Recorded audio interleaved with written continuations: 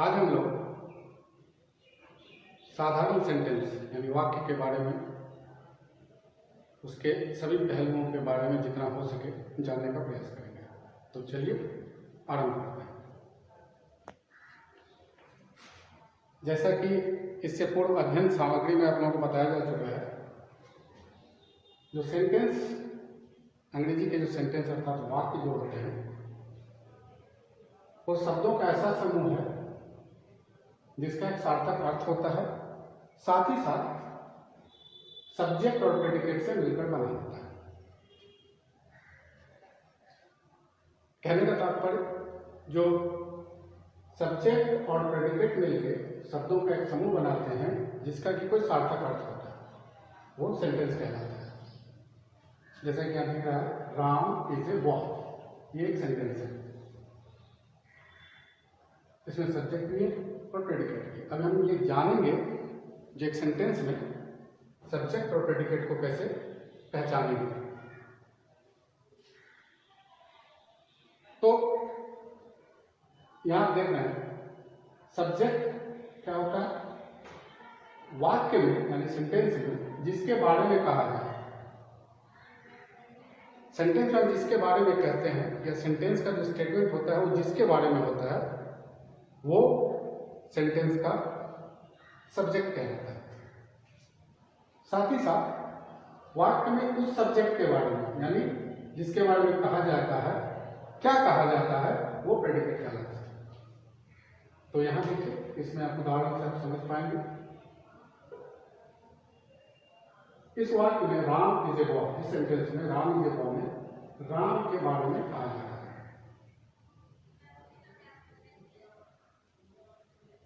तो राम जो है वो सब्जेक्ट हो गया। राम के बारे में क्या कहा जा रहा है, वो एक लड़का है, is a boy. Then is a boy is a predicate. So simple. जिसके बारे में कहा जाए वो सब्जेक्ट और जो कहा जाए वो प्रेडिकेट। क्लियर? अब हम आते हैं उसके बाद वाले तथ्यों पे। सेंटेंस के प्रकार, टाइप्स ऑफ सेंटेंस। सेंटेंस मुख्यतः 4 प्रकार के होते हैं। पहला स्टेटमेंट, जैसा कि इसके नाम से ही पता लग रहा है, कुछ कहा जाए, कुछ बताया जाए, कुछ इंफॉर्मेशन दिया जाए, कुछ सूचना दी जाए, वो स्टेटमेंट कहलाता है। जनरली आप भी देखते हैं उनका स्टेटमेंट क्या था, लालू जी का स्टेटमेंट क्या था, मोदी जी का स्टेटमेंट क्या था। स्टेटमेंट मीन्स कोई सूचना को अग्रेसित किया जाए, भेजा जाए, पहुंचाया जाए, कहा जाए। तो जो सेंटेंस हमें कोई सूचना दे उसे स्टेटमेंट कहते हैं। So simple. एग्जाम्पल में आप देख लीजिए, यू आर ए गर्ल। मैंने कहा तुम एक लड़की हो, ये स्टेटमेंट हुआ। आगे दूसरा इसका प्रकार है क्वेश्चन। क्वेश्चन मतलब होता है प्रश्न। तो इससे भी जाहिर है, जो जिस सेंटेंस में हम कोई प्रश्न पूछते हैं, जिस सेंटेंस के द्वारा हम कोई क्वेश्चन करते हैं, उसे हम क्वेश्चन कहते हैं। जिस सेंटेंस द्वारा कोई प्रश्न पूछा जाए उसे हम क्वेश्चन कहते हैं। जैसे डू यू लाइक राइस, ये मैं आपसे पूछ रहा हूँ, do you like, either your answer is yes और नो। तो इसे कहते हैं हम लोग क्वेश्चन। अब सेंटेंस का अगला प्रकार कमांड होता है। कमांड का हिंदी में शाब्दिक अर्थ होता है अधिकार। तो जिस सेंटेंस द्वारा हमें कोई आदेश दिया गया हो, कोई ऑर्डर दिया गया हो, उस प्रकार के सेंटेंस को हम लोग कमांड कहते हैं। जैसे do not stop, do not go, come here, sit down. इस तरह के जो सेंटेंस होते हैं वो कमांड की श्रेणी में आते हैं। ध्यान देने वाली बात यह है, जो कमांड जो सेंटेंस होता है उसमें सब्जेक्ट नहीं होता है, अमूमन सब्जेक्ट नहीं होता है। यहाँ देखिए, डू नॉट स्टॉप, इसमें कोई सब्जेक्ट नहीं है। सिट डाउन, इसमें भी सब्जेक्ट नहीं है। कम हियर, इसमें भी सब्जेक्ट नहीं है। तो उस तरह के सेंटेंस जिसमें सब्जेक्ट नहीं हो और कोई आदेश देता हो कमांड कहलाता है। इन अगला एक पढ़ लेते हैं, उसके बाद एक और एक्सक्लामेशन।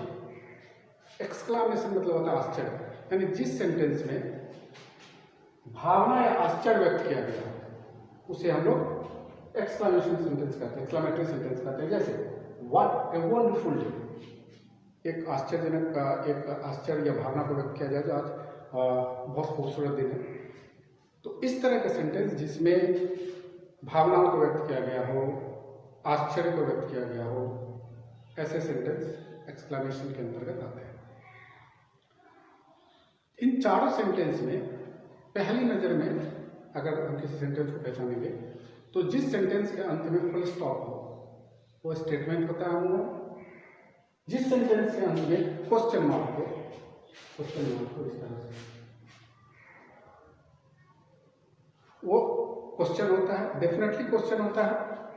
जिस सेंटेंस के अंत में फुल स्टॉप या मार्क ऑफ एक्सक्लामेशन वो कमांड होता है, और जिस सेंटेंस के अंत में मार्क ऑफ एक्सक्लामेशन हो वो एक्सक्लामेटरी सेंटेंस होता है। तो कमांड और एक्सक्लामेटरी सेंटेंस में अंतर कैसे पहचानेंगे? कमांड आदेश देता है और एक्सक्लामेटरी सेंटेंस हमें भावनाओं को बताता है, आश्चर्य को बताता है। तो ये जाना हमने सेंटेंस के प्रकार।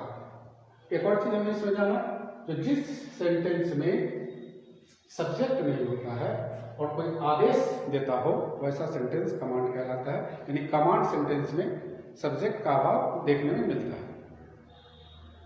अंत में इस सेगमेंट में एक बात और, जो सबसे अधिक प्रयुक्त होने वाले सेंटेंस के प्रकार चाहे लिखने में हो, बोलने में हो, वो होते हैं स्टेटमेंट। तो सबसे अधिक अंग्रेजी में जो प्रयुक्त सेंटेंस है वो है स्टेटमेंट। और हमें लगता है जो आपको ये कंसेप्ट समझ में आ गया है, सब्जेक्ट क्या है, प्रेडिकेट क्या है, कैसे पहचानेंगे, सब्जेक्ट क्या, सेंटेंस के कितने प्रकार होते हैं। तो चलिए आगे बढ़ते हैं। तो चलिए अब आगे बढ़ते हैं। सेंटेंस जैसा कि हमने देखा और समझा उसके प्रकार, सब्जेक्ट, प्रेडिकेट। अब हम लोग जानेंगे सेंटेंस के निर्माण में जिन सब समूहों का प्रयोग किया जाता है उसे क्या कहते हैं, क्यों कहते हैं, कैसे उसे पहचानेंगे, उनके कितने प्रकार हैं। तो सबसे पहले उसमें आता है फ्रेज। फ्रेज के बारे में इतना जान लीजिए, जो शब्दों का समूह जिसमें सब्जेक्ट नहीं होता हो, वर्ब नहीं होता, यानी शब्दों का एक समूह जिसमें न सब्जेक्ट हो न वर्ब हो, लेकिन इसका शाब्दिक अर्थ होता हो, यानी निरर्थक ना होता हो। कुछ भी लिख दे ऐसा नहीं है, बिना वर्ब बिना सब्जेक्ट का कुछ भी लिख दे ये नहीं। बिना सब्जेक्ट और बिना वर्ब के शब्दों का वैसा समूह जिसका शाब्दिक अर्थ हो लेकिन इसका कोई डेस्टिनेशन नहीं, मतलब इसका कोई पूर्ण अर्थ ना हो, पूर्णतः पता नहीं लगे कि शब्द हमें क्या कहना चाहता है। मतलब डायलमा की स्थिति बनी रहे, ये भी हो सकता है, वो भी हो सकता है, ऐसा भी हो सकता है, वैसा भी हो सकता है। चलिए एक उदाहरण से देखते हैं। जैसे तो हमने कहा जो शब्दों का ऐसा समूह जिसमें सब्जेक्ट का वर्ब ना हो, ऑन द टेबल। ठीक है, इस समूह में सब्जेक्ट नहीं, वर्ब भी नहीं है, लेकिन इसका अर्थ होता है, यानी टेबल के ऊपर, लेकिन कोई पूर्ण अर्थ नहीं होता है। टेबल के ऊपर क्या, ग्लास, बर्तन, किताब, बिल्ली, फूल, कुछ भी हो सकता है, यानी क्लियर अर्थ नहीं होता, पूर्ण अर्थ नहीं है। तो इस तरह के शब्दों के समूह को फ्रेज कहते हैं। क्लियर? मैं पुनः दोहराता हूं, शब्दों का वैसा समूह जिसमें सब्जेक्ट ना हो, वर्ब ना हो, लेकिन उसका कुछ अर्थ हो। कुछ अर्थ कहने का मतलब पूरा अर्थ नहीं हो, पूरी तरह से क्लियर कंसेप्ट हमें नहीं देता, लेकिन कुछ कंसेप्ट देता हो, फ्रेज कहलाता है। उदाहरण के रूप में on the table, under the sea. अब आदमी है कि जानवर है कि व्हेल है कि पनडुब्बी है, not clear. Inside, the school, what, teacher, student, instructor, parents, I don't know, लेकिन कुछ है। तो इस तरह के सेंटेंस को हम लोग फ्रेज कहते हैं। अब चलिए आगे बढ़ते हैं। अब फ्रेज हमने जान लिया। फ्रेज का वो भाई होता है, एक भाई होता है फ्रेज का, चचेरा, ममेरा, फुफेरा, कुछ भी मान सकते हैं इसको, फ्रेज का ही भाई है। फ्रेज का एक प्रकार होता है इडियम्स। इडियम्स कहने का मतलब मुहावरे। बहुत सारे मुहावरे आप लोगों को भी आते होंगे, मुझे भी आते हैं। तो ये फ्रेज का ही भाई है। इडियम्स क्या होता है? सारा कुछ फ्रेज वाला ही होता है, यानी शब्दों का समूह, उसमें सब्जेक्ट नहीं है, वर्ब नहीं है, लेकिन उसका कुछ शाब्दिक अर्थ होता है। इसमें विशेष क्या होता है कि उसको फ्रेज ही क्यों नहीं बोलते हैं? बहुत कंफ्यूजन होता है लोगों में, वो फ्रेज को ही मुहावरा समझ लेते हैं। वास्तविक स्थिति वो नहीं है। मुहावरा और फ्रेज अलग अलग है।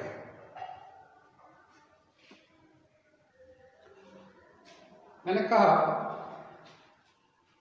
अधिकतर लोग, जब हम लोग मैट्रिक में पढ़ते थे तो फ्रेज, क्लाउज, इडियम्स एकदम जादू का पुड़िया जैसा लगता था। मतलब क्या है नहीं है कुछ समझ में नहीं आ रहा है, मास्टर साहब को ढूंढ रहे हैं, कौन ट्यूशन पढ़ा देंगे, समझा देंगे। इतना समझाया फिर भी नहीं समझे उस समय। आप समझ लीजिए, फ्रेज और इडियम्स है दोनों भैयारी, दोनों भाई ही है, दोनों का गुणधर्म एक ही है, डीएनए एक ही है, लेकिन स्वभाव में अंतर है। कैसे? फ्रेज का हिंदी रूपांतरण होता है, हिंदी मीनिंग होता है वाक्यांश, वाक्य का एक अंश, जिसका मतलब तो हो लेकिन पूर्ण मतलब ना हो, सब्जेक्ट भी ना हो, वर्ब भी नहीं हो। फ्रेज का हिंदी नाम होता है मुहावरा।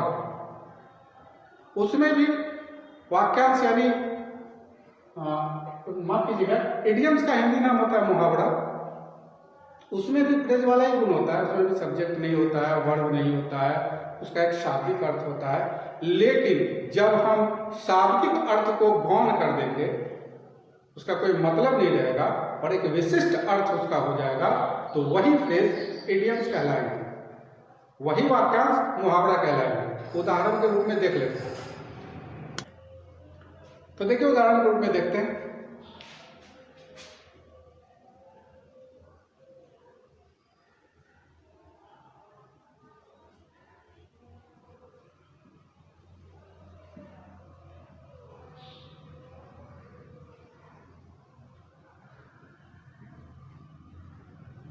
हमने दो वाक्य लिखे हैं, यहाँ दो फ्रेज लिखे हैं, cats and dogs.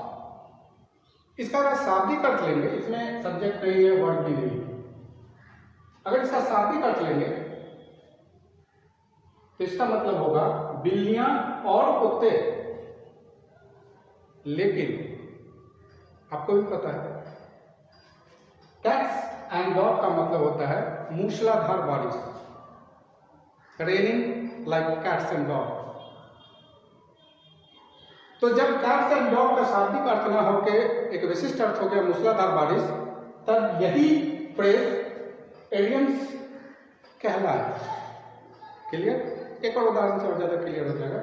Blue moon, तो इसका शाब्दिक अर्थ क्या होगा बताइए? सही कहा, नीला चंद्रमा।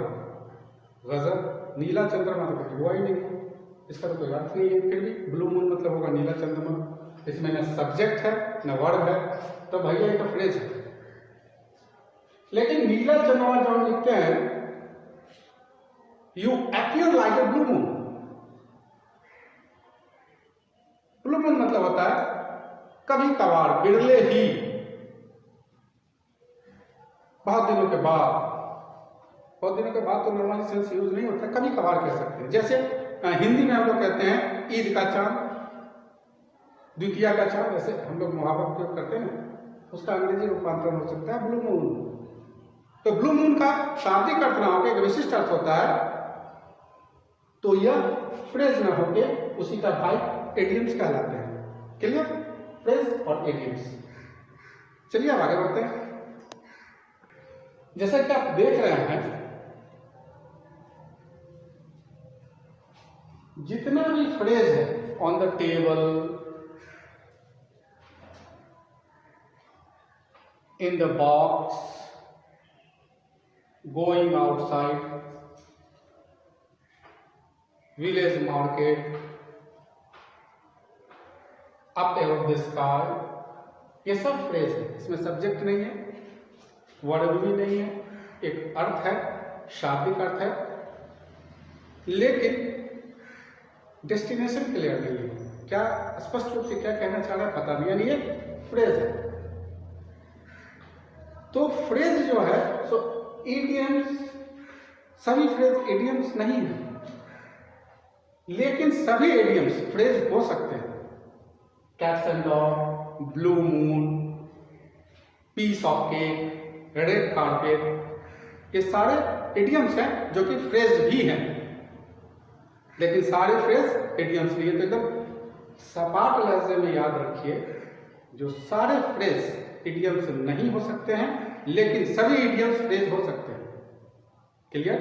यानी सभी इडियम्स फ्रेज हो सकते हैं, दूसरी तरफ सभी फ्रेज इडियम्स नहीं है, कुछ फ्रेज ही इडियम्स है। तो चलिए आगे बढ़ते हैं।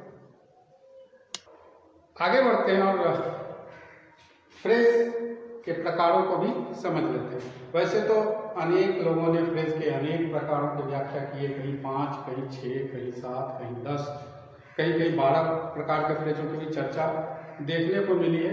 उनका व्यक्तिगत विद्वजन है, उनका व्यक्तिगत विचार हो सकता है, लेकिन हमें जो समझना है, हमें जो जानना है, फ्रेज के 4 प्रकार को ही समझना है।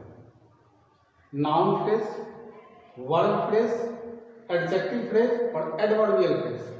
यानी जिस फ्रेज का प्रयोग नाउन के रूप में हो या प्रोनाउन के रूप में भी हो, आगे पढ़ेंगे लोग, जिस फ्रेज का उपयोग वर्ब के रूप में हुआ हो, जहां फ्रेज का उपयोग एडजेक्टिव के रूप में हुआ हो, और जहां फ्रेज का प्रयोग एडवर्ब या एडवर्बियल टाइप से हुआ हो, ये 4 प्रकार के फ्रेज ही हमें पढ़ने हैं, जानने हैं, समझने हैं, इंग्लिश लिखने और बोलने के लिए। तो याद रखिएगा फ्रेज के 4 प्रकार: नाउन, वर्ब, एडजेक्टिव और एडवर्बियल। क्लियर? तो चलिए आगे बढ़ते हैं। अब आप लोग जान चुके हैं सेंटेंस। अब इसको सब्जेक्ट और प्रेडिकेट को पेरेंट्स मान लेते हैं, ये उसका एगो संतान हुआ और क्लाउज उसका दूसरा संतान। अब इडियम्स और फ्रेज उसका एक संतान हुआ और क्लाउज दूसरा हो गया। जितने भी सेंटेंस होते हैं वो इन्हीं 2 शब्दों के समूह से मिलकर बने होते हैं। जरूरी नहीं है कि किसी एक सेंटेंस में फ्रेज भी हो, क्लाउज भी हो, इडियम्स भी। आगे पढ़ेंगे इसके बारे में विस्तृत जानकारी। क्लाउज मिलकर एक सेंटेंस बना सकता है। चलिए अब हम समझते हैं क्लाउज क्या है। अभी हमने समझा फ्रेज क्या है। क्या समझा हमने? फ्रेज क्या है? जो इसमें शब्दों का समूह होता है, सब्जेक्ट नहीं होता है, वर्ब नहीं होता है, एक अनआइडेंटिफाइड उसका डेस्टिनेशन होता है, मतलब कोई क्लियरिटी नहीं होती है। बात यहाँ थोड़ा बहुत ऐसा ही है क्लाउज में भी, लेकिन इसमें एक अंतर है। इसमें नाउन होता है, इसमें वर्ब होता है, लेकिन अंत में जो है ना वही, तो सरकार किसी का हो, समस्या का समाधान नहीं होगा, चलेगा वैसे ही। इसमें भी अर्थ प्रकट नहीं होता, क्लियर अर्थ प्रकट नहीं होता। कहने का मतलब फ्रेज और क्लाउज में अंतर यह है, जो फ्रेज में वर्ब नहीं होता है, नाउन नहीं होता है, क्लाउज में वर्ब होता है, नाउन होता है। दोनों में समानता क्या है? उसमें भी अर्थ प्रकट नहीं है, इसमें भी क्लियर अर्थ प्रकट नहीं है। सी वेंट, अब कहाँ गई? घर गई कि स्कूल गई, बाजार गई, घूमने गई, नो आइडिया, लेकिन she went. He is a boy, वो एक लड़का है। कौन सा लड़का है? किसका लड़का है? कहाँ का लड़का है? नो आइडिया, लेकिन ही इज ए बॉय। तो इस तरह के जो सेंटेंस होते हैं, शब्दों का समूह इस तरह का जो होता है वो क्लाउज कहलाता है। समझे आप? अब उदाहरण देखिए, आई एम सिंगिंग, ये क्लाउज है। अब कह सकते हैं कि सेंटेंस भी है भाई, आई एम सिंगिंग, लेकिन क्या सिंगिंग, क्या गा रहे हैं भाई? शास्त्रीय गा रहे हैं, उपशास्त्रीय गा रहे हैं, पॉप गा रहे हैं, इंग्लिश गाना गा रहे हैं, हिंदी गा रहे हैं, मैथिली गा रहे हैं, भोजपुरी गा रहे हैं, क्या गा रहे हैं? Not clear. ये एक शब्द का समूह है जिसका एक अर्थ है, इसमें नाउन है, इसमें वर्ब है, तो ये क्लाउज है। क्लियर? चलिए अब देखते हैं क्लाउज के प्रकार। क्लाउज दो प्रकार के होते हैं, एक होता है स्वतंत्र, सरकारी नौकरी वाला क्लाउज, इंडिपेंडेंट, किसी से कुछ लेना देना नहीं है, और दूसरा होता है प्राइवेट नौकरी वाला, मास्टर टाइप। माफ कीजिएगा, व्यक्तिगत रूप से किसी को हाथ करने का ये मेरा प्रयास नहीं था। प्राइवेट स्कूल वाला मास्टर जो इंडिपेंडेंट नहीं है, लॉकडाउन होगा, स्कूल बंद हो जाएगा, फिर दिक्कत हो जाएगा उसको, तो उस तरह के क्लाउज को कहते हैं इंडिपेंडेंट क्लाउज, जो दूसरे पे डिपेंड रहता है। और डिपेंडेंट क्लाउज डिपेंडेंट क्लाउज, और इंडिपेंडेंट उसको कहते हैं जो स्वतंत्र रहता है, लॉकडाउन रहेगा तो सरकारी वेतन मिलता रहेगा। तो चलिए देखते हैं डिपेंडेंट क्लाउज क्या है, इंडिपेंडेंट क्लाउज क्या है, क्लाउज के और कितने भाग होते हैं, डिपेंडेंट क्लाउज कितने तरह के होते हैं, इन सबों को विस्तार से पढ़ते हैं। और आज के इस अध्याय, इस लेसन को विराम भी देंगे। आप लोगों को फिर प्रश्न भी बनाने हैं, तो बहुत सारा काम है, तो चलिए जल्दी जल्दी खत्म करते हैं। क्लाउज क्या है वो तो आप समझ गए, क्लाउज और फ्रेज में क्या अंतर है वो भी समझ गए। अब देखते हैं डिपेंडेंट क्लाउज और इंडिपेंडेंट क्लाउज, यानी इंडिपेंडेंट क्लाउज और डिपेंडेंट क्लाउज क्या है, तो चलिए देखते हैं। तो जैसा कि अभी तक आपने जाना, क्लाउज फ्रेज, क्लाउज दो तरह के होते हैं। इंडिपेंडेंट क्लाउज मैंने अभी बताया है, वैसे क्लाउज जो दूसरे पे डिपेंड नहीं रहते, स्वतंत्र होते हैं, सरल होते हैं, अर्थात जो सरल शब्द की रचना करते हैं स्वतंत्र रूप से, वो कहलाते हैं इंडिपेंडेंट क्लाउज। जैसे आई एम सिंगिंग, इसमें सब्जेक्ट है, वर्ब है, एक अर्थ स्पष्ट करता है, पूर्ण अर्थ नहीं है, हम जानते हैं पूर्ण अर्थ नहीं है, क्या गा रहे हैं हमको पता नहीं है, लेकिन गा रहे हैं, मतलब कुछ कर रहे हैं, वो पता है हमको क्या कर रहे हैं, गा रहे हैं, लेकिन क्या गा रहे हैं नहीं पता, डेस्टिनेशन नहीं पता, तो ये एक इंडिपेंडेंट क्लाउज है। दूसरे शब्दों में जो सरल शब्द होते हैं, I am going, he is coming, you are boy, they are playing, ये सब सरल शब्द हैं, इंडिपेंडेंट क्लाउज कहलाते हैं। क्या प्लेइंग पता नहीं, जब उसमें और क्लाउज या फ्रेज जोड़ेंगे तो पूरा सेंटेंस बनेगा। लेकिन जैसे हम कहेंगे he is playing, nothing clear, ये खेल रहे हैं पता है हमको, तो ये स्वतंत्र है, दूसरे पर निर्भर नहीं, ही इज प्लेइंग भी लिख देंगे तो चलेगा। इसके विपरीत जो क्लाउज होते हैं वो होते हैं डिपेंडेंट क्लाउज, जो दूसरे शब्दों के समूह पर आइदर वो फ्रेज हो सकते हैं या फिर जो है तो इंडिपेंडेंट क्लाउज हो सकते हैं, उस पर निर्भर रहते हैं, वो कहलाते हैं डिपेंडेंट क्लाउज। यह सेंटेंस का एक भाग होता है, खुद एक सेंटेंस, साधारण सेंटेंस क्रिएट नहीं कर सकते। ये सब बारीकियां हैं जो खुद से समझने का प्रयास कीजिएगा तो बेहतर से समझ पाइएगा। अगर किसी तरह की कोई दिक्कत हो तो फिर आप पूछ भी सकते हैं। शायद आपको ये दिख रहा है या नहीं दिख रहा, तो इसका एक उदाहरण देखिए, What she said last night, ये एक क्लाउज है, क्योंकि इसमें सब्जेक्ट भी है, वर्ब भी है, अर्थ भी स्पष्ट नहीं है लेकिन कुछ अर्थ है। गत रात्रि उसने क्या कहा, ये एक डिपेंडेंट क्लाउज है, इसका अर्थ स्पष्ट करने के लिए एक और क्लाउज की जरूरत होगी या फ्रेज की जरूरत होगी। यहाँ क्लाउज जुड़ा हुआ है, सी कैन नॉट रिमेंबर, उसे याद नहीं है कि उसने गत रात्रि पिछली रात उसने क्या कहा। तो इस तरह के जो सेंटेंस होते हैं या पार्ट्स ऑफ सेंटेंस होते हैं वो कहलाते हैं डिपेंडेंट क्लॉज। डिपेंडेंट क्लॉज भी तीन तरह के होते हैं मुख्यतः, और वैसे तो बहुत तरह के होते हैं लेकिन तीन तरह के होते हैं। नाउन क्लॉज, वर्बियल क्लॉज या वर्ब क्लॉज और एडवर्बियल क्लॉज। एडजेक्टिव क्लॉज को भी हम लोग कभी पढ़ेंगे, लेकिन ये तीन प्रकार आपको याद रखने हैं। यानी डिपेंडेंट क्लॉज के तीन भाग हैं मुख्य रूप से, नाउन, वर्ब और एडवर्बियल। तो जिस डिपेंडेंट क्लॉज का प्रयोग नाउन की तरह हो वो नाउन डिपेंडेंट क्लॉज कहलाएगा या नाउन क्लॉज कहलाएगा। जिस क्लॉज का प्रयोग वर्ब की तरह हो वो वर्ब डिपेंडेंट क्लॉज कहलाएगा या वर्ब क्लॉज कहलाएगा। और जिस क्लॉज का प्रयोग एडवर्ब के रूप में हो वो डिपेंडेंट एडवर्बियल क्लॉज कहलाएगा या सिर्फ एडवर्बियल क्लॉज भी कह सकते हैं उसको। तो हमें लगता है ये सारा जो हमने सेंटेंस के बारे में बताया वो आप लोग भली भांति समझ गए होंगे, ऐसा हम उम्मीद करते हैं। तो यह था सेंटेंस का एक पूरा प्रारूप, रूपरेखा। इसे एक बार ब्रीफ छोटे रूप में समझ लेते हैं।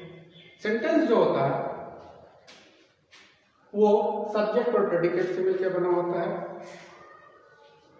सेंटेंस में जिसके बारे में कहा जाता है वो सब्जेक्ट होता है और उसके बारे में जो कहा जाता है वो प्रेडिकेट होता है। सेंटेंस की रचना फ्रेज क्लॉज से मिलकर होती है।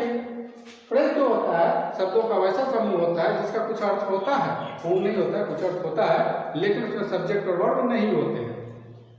तो जब फ्रेज का शाब्दिक अर्थ हो तब वो फ्रेज होता है, और जब कभी फ्रेज का कोई विशिष्ट अर्थ हो तब वो फ्रेज इडियम्स हो जाते हैं, मुहावरे हो जाते हैं। ठीक है, ये फ्रेज का एक पार्ट है। उसके बाद जो सेंटेंस का अगला पार्ट होता है वो होता है क्लॉज। क्लॉज में फ्रेज के विपरीत नाउन भी होता है और वर्ब भी होता है, लेकिन उसका भी फ्रेज की तरह ही कोई स्पष्ट अर्थ नहीं होता है, डेस्टिनेशन नहीं होता है।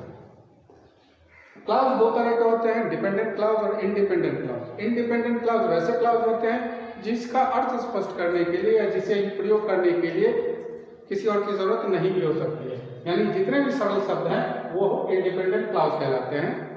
डिपेंडेंट क्लॉज वैसे क्लॉज होते हैं जिसको जो सदैव दूसरे पर निर्भर रहते हैं, चाहे वो फ्रेज हो या इंडिपेंडेंट क्लॉज हो। डिपेंडेंट क्लॉज सदैव इस पर निर्भर रहते हैं और अपना अर्थ स्पष्ट करने के लिए इसे दूसरे क्लॉज या दूसरे फ्रेज की आवश्यकता होती है। जैसे कि यहाँ देखे हैं, she can not remember what she said last night. यहाँ what she said last night जो है एक क्लॉज है क्योंकि इसमें सब्जेक्ट है, वर्ब है, सब्जेक्ट है, वर्ब है, तो ये क्लॉज है लेकिन इसका अर्थ स्पष्ट नहीं है और ये हमेशा दूसरे क्लॉज पर निर्भर रहा, तो ये कहलाया डिपेंडेंट क्लॉज।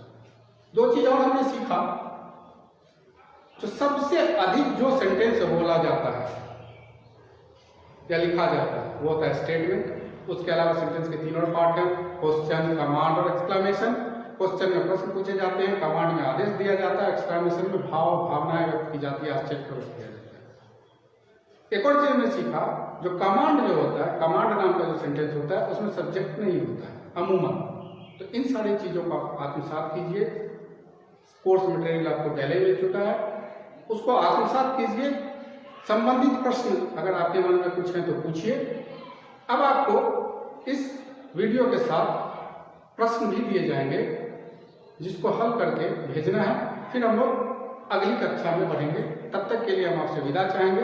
बहुत बहुत धन्यवाद, प्रणाम।